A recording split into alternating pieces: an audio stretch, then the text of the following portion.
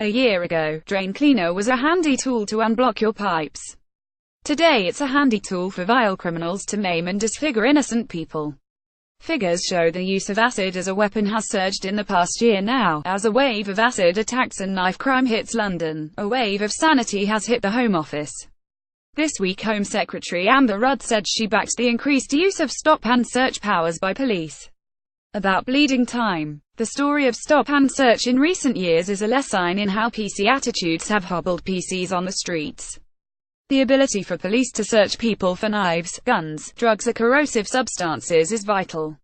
It helps take dangerous weapons out of circulation. Story of stop and search in recent years is a lesson in how PC attitudes have hobbled PCs on the streets. Police must get back to using stop and search powers and not be afraid of upsetting ethnic communities. It warns wannabe gangsters who want to pack some steel that they are vulnerable to a shakedown at any time. But the politically correct brigade complained that the widespread use of stop and search showed racist attitudes in the police.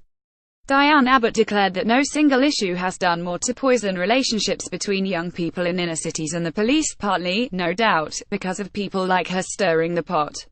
It is true that young black men have been disproportionately targeted for stop and search. Home Secretary Amber Rudd's decision to back stop and search is a sensible call, but it is also true that young black men are disproportionately likely to be caught up in knife crime, and more likely to be its victims. Never mind the fact, though. Cries of racism drowned out common sense. Answer Theresa May, when Home Secretary, saw the chance to become a PC hero. In 2014, she clamped down on stop and search, proclaiming its widespread use as an affront to justice and unfair, especially to young, black men. It was decreed that cops could only stop and search if they had reasonable grounds to do so, which made life harder for officers without X-ray vision to peer into teens' bags and cars.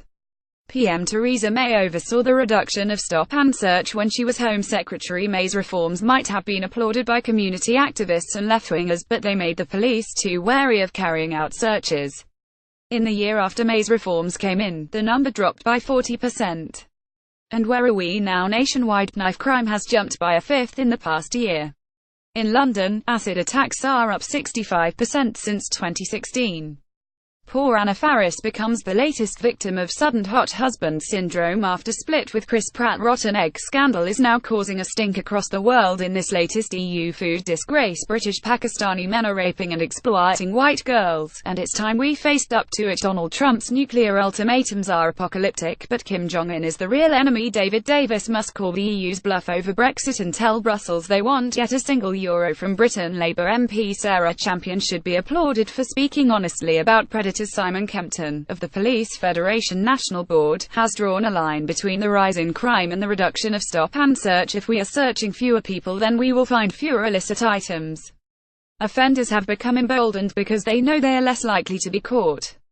No one wants to go back to the days of heavy-handed policing. But police officers must be able to follow their instincts without fear of being labeled racist. Police need proper backing to do their jobs properly. If we ask them to head daily into danger, they should at least know that senior politicians are on their side. So praise be for the Home Secretary, who has said officers searching in an appropriate way have her full support. It takes guts to signal a different approach to Theresa May, and it won't do her Tory leadership chances any harm either. Amber Rudd is one of those side politicians said to have their eyes on the top job once May has gone. The big reservation for many Tories was that she was seen as too soft and left-wing. With this move, she has shown SHES prepared to be tough where it counts. She has displayed what is technically known as co-Jones, and that makes her a contender. Amber Rudd launches knives crackdown as she warns children are ordering them online to their parents' homes. Trump right to threaten Jong-un. Some star watchers have suggested a solar eclipse next month will cause a secret planet called Nibiru to destroy Earth. Some geopolitics watchers fear that Kim Jong-un and Donald Trump might get there first. Trump has been blasted for his warnings to unleash fire and fury at North Korea if they continue to provoke the world by developing long-range nuclear missiles. Donald Trump has been accused of antagonizing an unpredictable North Korea when the president uses colorful language and threats. Many sensitive souls in the West reach for the smelling salts. They would rather he adopted a more statesmanlike tone. Senior Democrat Dianne Feinstein has attacked Trump's bombastic comments and implored that the U.S. should engage in a high-level dialogue with North Korea. Sadly, that's not how much of the world operates.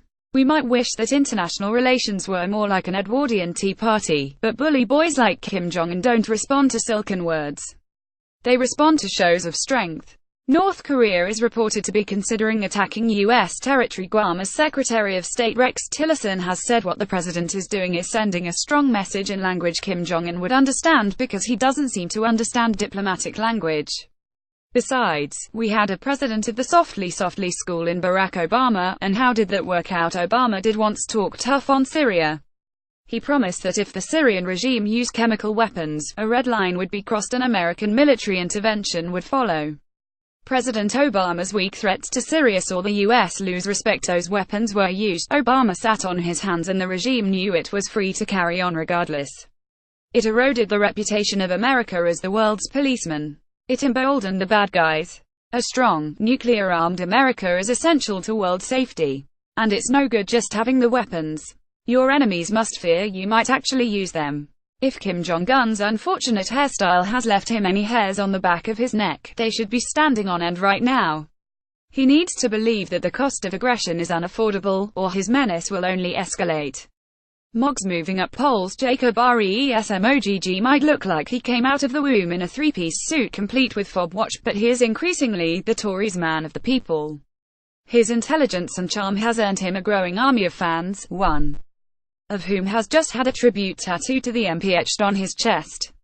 Jacob Rees-Mogg has emerged as a shock contender to become PM. The Mogmentum campaign champions the Mog as the next Prime Minister.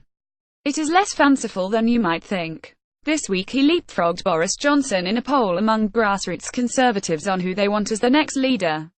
Bookies now have him as second favourite after David Davis to replace Theresa May. Rees-Mogg has made millions through shrewd investments on the stock market.